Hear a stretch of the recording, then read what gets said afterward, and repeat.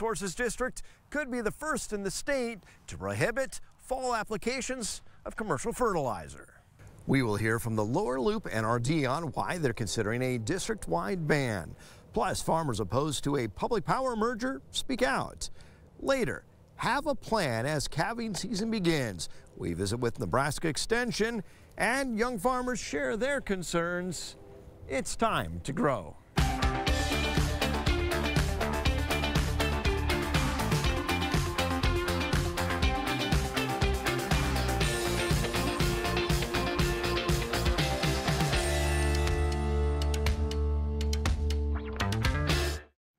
More than 1 million acres of irrigated farmland could face new regulations as the Lower Loup could become the first NRD in the state to ban fall applications of commercial fertilizer.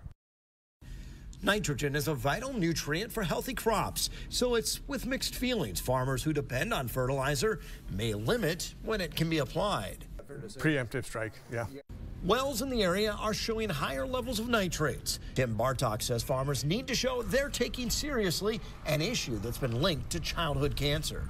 I think that's part of it, I guess, a plan to show we do have a plan in place. Farmers who serve on the Lower Loup NRD board say they don't like telling their neighbors how to farm. Nobody likes to be told what to do.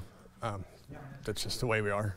Now farmers in 16 counties could find fall fertilizer banned. We find it's a risky practice, or more risky than other practices. Russ Callan says research shows nitrogen applied during the growing season or close to it is best. We don't want to stifle our growth. I mean, we're wanting to continue to grow good crops. We want people to succeed. We just got to be mindful when we do it. We need to be more efficient and keep an eye on our water sources. This NRD accounts for about 1/10 of Nebraska.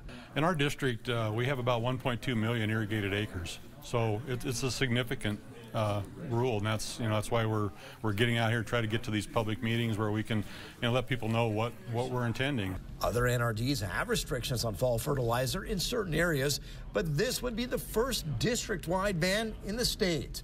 Tim Bartok says the idea is to act locally. Better than the state coming in and telling us we have to do something. The Lower Loup NRD board taking public testimony and likely to vote at an upcoming meeting. Proposed changes are no fall application of commercial nitrogen fertilizer, flow meters being installed on all new irrigation development, and the combining of Phase 2 and Phase 3 water quality controls. And the rules clarify nitrogen fertilizer would be prohibited on corn, sorghum, soybeans, and potatoes from October 1st to March 1st. Some farmers are concerned about losing local control of water with the merger of two public power districts. NTV's Rosel Ventura has the latest. The group Citizens Opposed to the Merger between the Central Nebraska Public Power and Irrigation District and Dawson Public Power District say the merger between the two doesn't make sense from the perspective of a water user. Again, it was the steamroll that got this to where we are today. Last October, the Board of Directors released the merger board representation 2 weeks before approving the merger. It didn't give us time to understand what we were going to lose. We were losing local representation for the water, and we weren't gaining anything back that we could see of substance through the merger. It was more substantive for Dawson Public Power. With the merger already approved, when some water users expressed their opposition, they say Central and Dawson told them they were late to the party. Instead of listening to our concerns, slowing down, talking to us about why this made sense, they seem to steamroll us and pass the merger and really putting us in this kind of ridiculous situation that we're having these discussions after they've already voted on it. The power districts say the merger would benefit farmers through irrigation and electricity.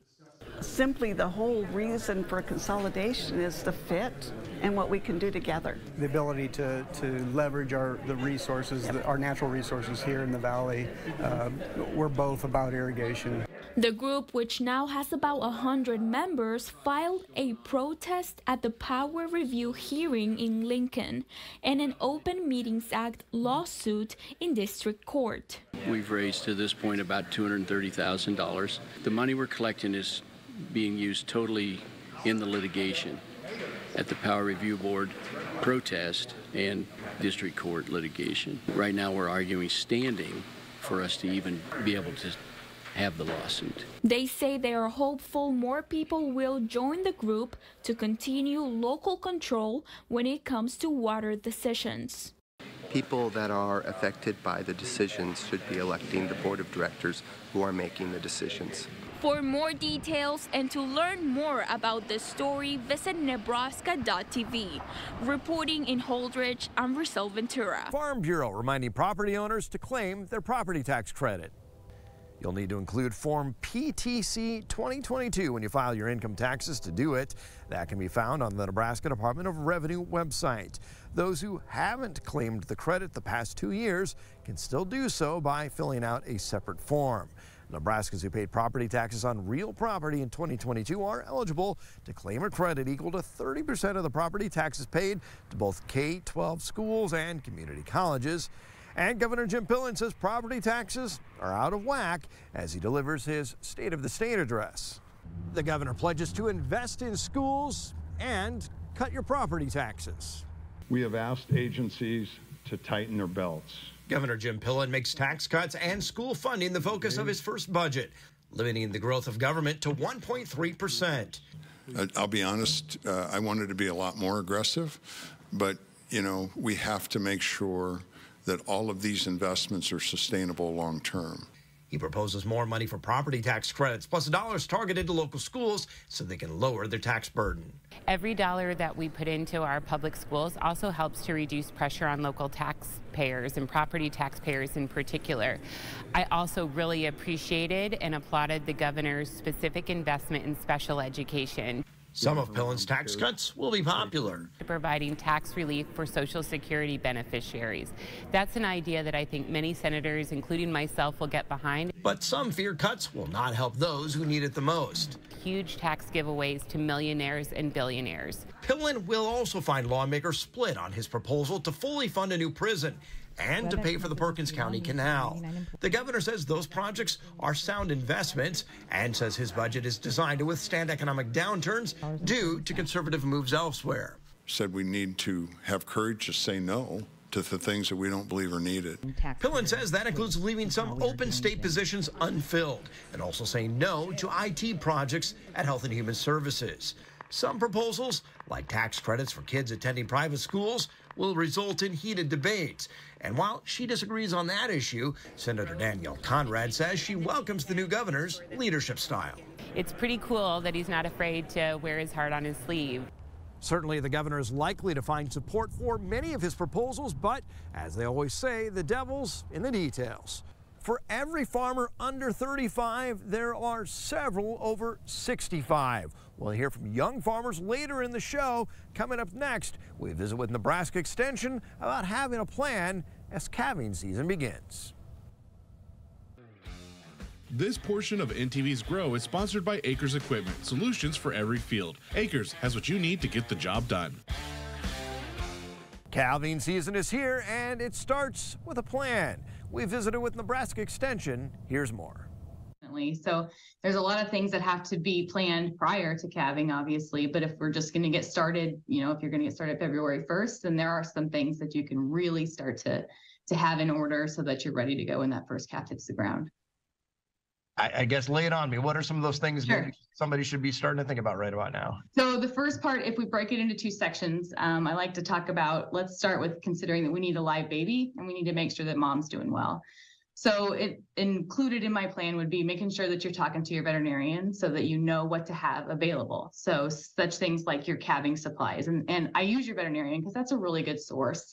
They have the supplies there and they can give you a good idea of what you need to have on hand. So chains, if you use a calf puller, if you lubrication is going to help, any sort of like cleaner, you know, a nice metal bucket, those types of things. So there's just if you kind of make a little toolbox and put it together, you know, that'll be good that you have it ready to go.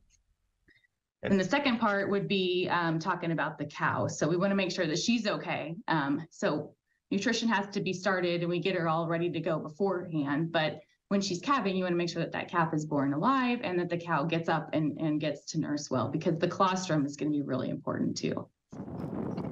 And meanwhile, we just saw within the last couple of days some snow pretty significantly in some areas. We're looking at a cold snap. I mean, what would calving season be the onset without a blizzard or a freeze or something in there? So managing the cold, managing that environment, having facilities, getting out of the wind, all those other kinds of things, you've got to have contingencies for all of that. Yeah, definitely. So we always want to hope for the best, plan for the worst, right? Especially in winter calving. So not everyone is going to be fortunate to have a nice indoor calving area, but considering what the weather is doing is very important. So calves actually have a certain temperature that they'll be fine with, and actually moisture is going to be more of an issue. So if you have a wet calf, if it's more of a rain or a heavy snow, but it's, 40 degrees and the wind's blowing, that's going to be a lot harder on that baby than 20 degrees in sunshine. So if you have the ability to make sure that you have some wind breaks, something to put up so that calf has a place to escape some of that, even just a little calving shed or something that they can go in and get out of will be helpful. If you have to intervene, making sure that the first thing that happens is that calf gets up and nurses, because we had talked about colostrum earlier, but that's really the number one important thing for that calf to get started.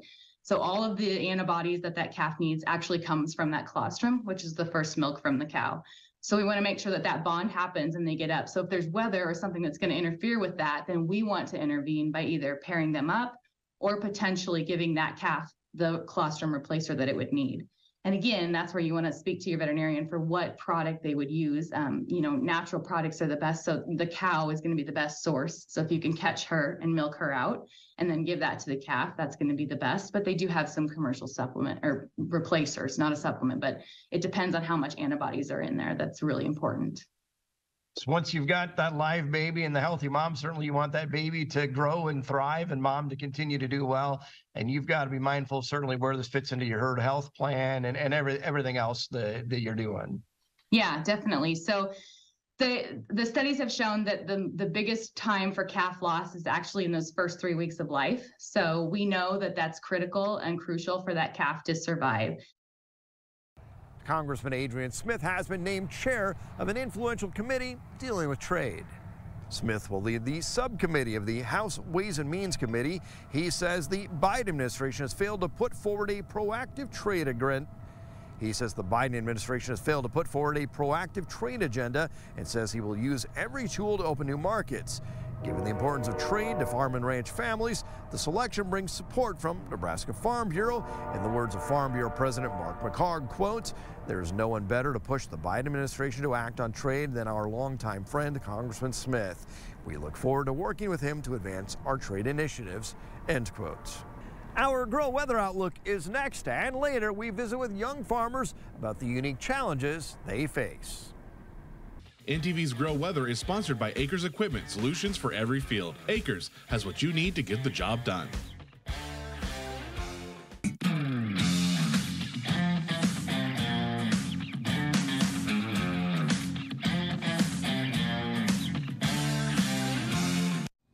Snowfall totals finally catching up to the drought monitor report this week, and finally in Kansas showing a no drought area. It amounts to only 3.5%, but that is obviously an improvement. 96.5% of Kansas abnormally dry. In the moderate category, about 82.75%. Severe drought, 68.5%.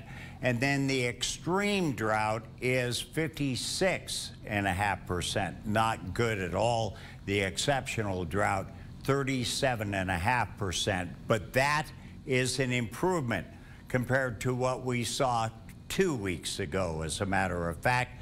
In Nebraska, 100% abnormally dry, 99.75% moderate drought, severe at 83.75%. And then the extreme drought in Nebraska, 45.1%.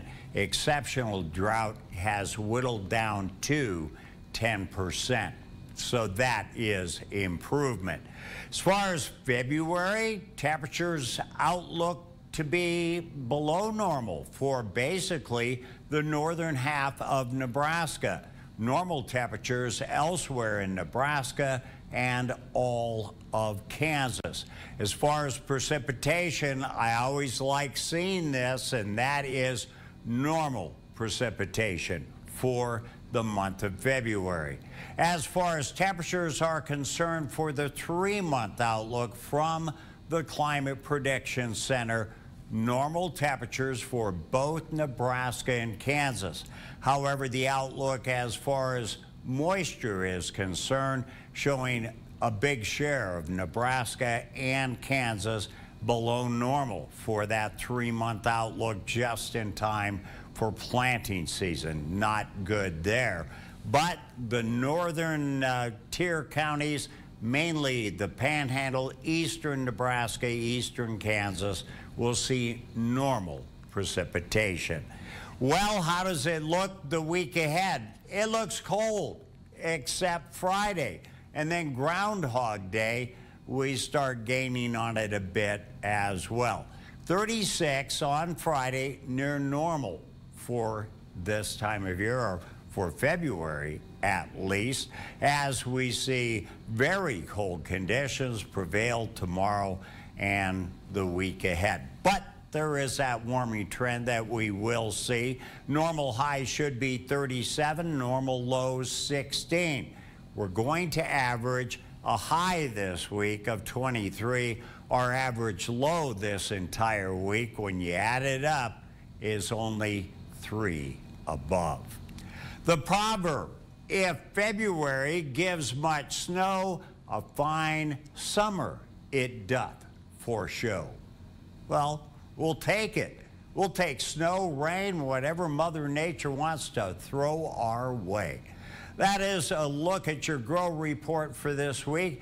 Join us again next time when once again we'll watch things grow.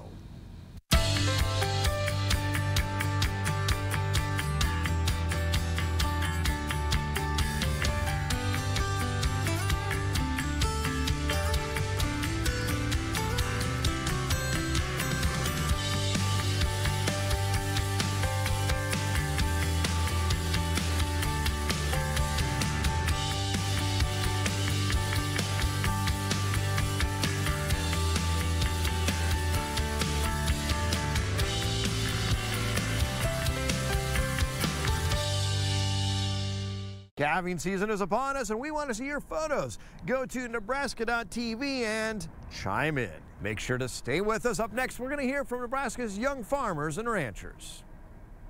The average age of a farmer would be considered retirement age in some industries, and young farmers gather to talk about their unique concerns. A couple years ago, I tried to honor the healthcare workers with a heartbeat made out of cattle with feed I put on the ground. David Schuler's ranch is proof agriculture is an art. I like to say my cattle are talented, and they care too.